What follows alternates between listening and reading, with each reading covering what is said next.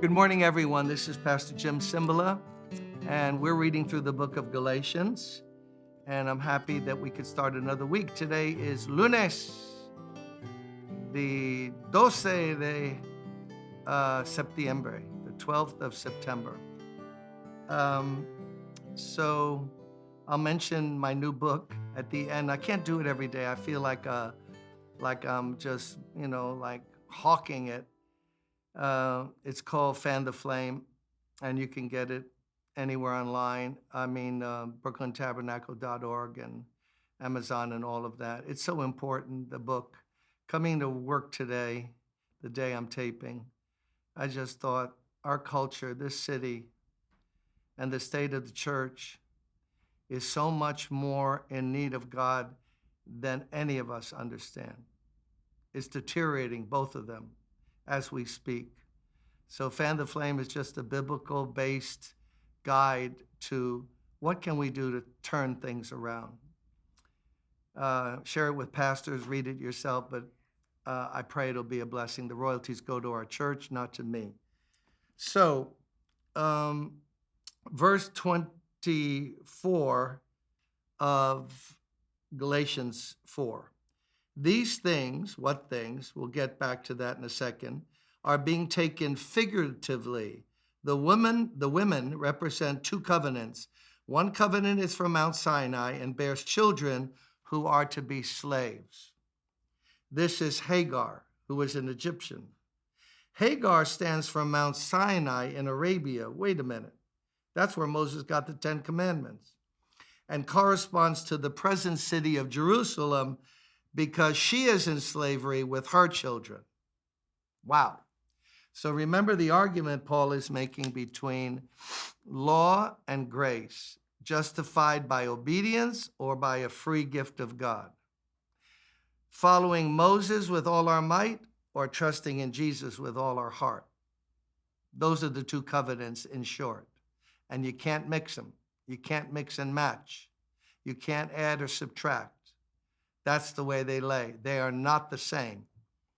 The Lord said, in that day I will make, in the Old Testament, a new covenant with my people, which will not be like the covenant I made with Moses.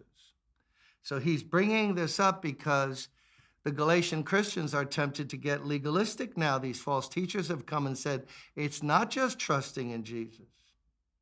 It's trusting in Jesus and the moment you add something to Jesus, you are saying he is not sufficient.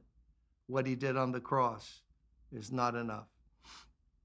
And that is blasphemy for a Christian. So he's saying, remember now, they had this crazy idea of having children, Abraham and Sarah.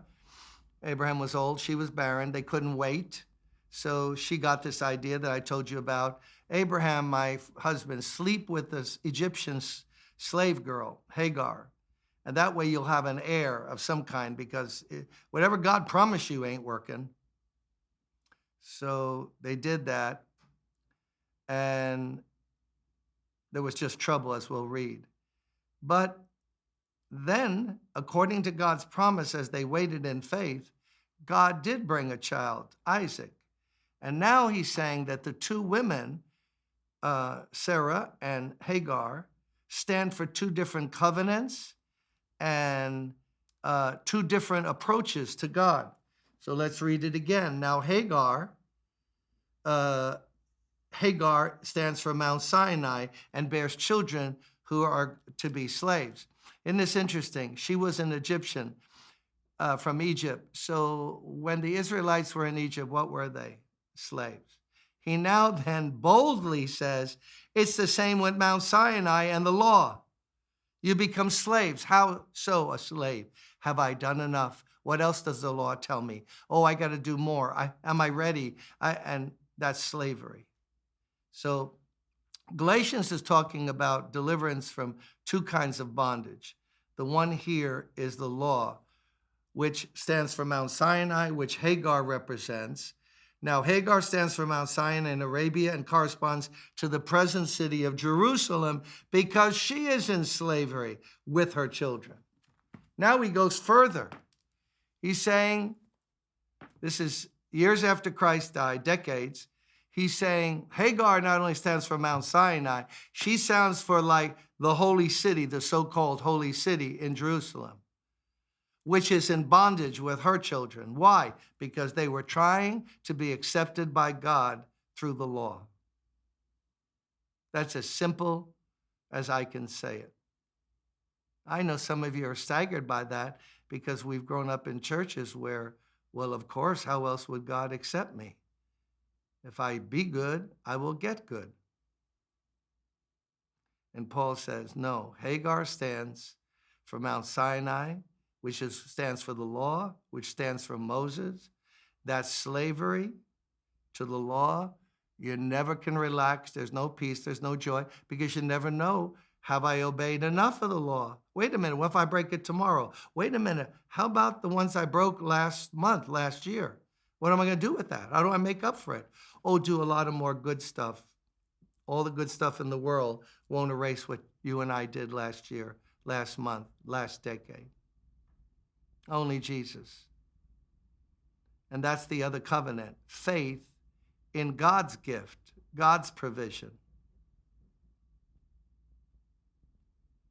And he says that Jerusalem and her children are still under that law and that slavery. I've only made one trip there, and I was in Jerusalem. I'm not against people going over there, and I just have a dear friend who told me how much his trip meant geographically, where he saw the Old Testament in a new way. But boy, I was there at the Wailing Wall there. You talk about bondage and darkness. Like this, against the wall, praying, rejecting Jesus, God's Messiah, that was prophesied by those same Old Testament verses. What slavery? What bondage? And it's those people, the Pharisees, who were the most under the law, who plotted the death of Jesus Christ. So let me give you a quote from either one of the Puritans from the 1600s, or was it one of the Plymouth Brethren? And they said this: under every legalist, there's a lawless person. The more someone emphasizes law, commands, disciplina, if you don't obey the commands, and the law, and they seem so holy. Underneath all that is a lawless person. Why? Only the grace of God can teach us to deny ungodly lusts. How is that proved? The Pharisees, who prided themselves in obedience to the law, plotted the murder of Jesus Christ. Thank God that whom the Son sets free is free indeed. Let's enjoy our freedom today in Christ. Blessings.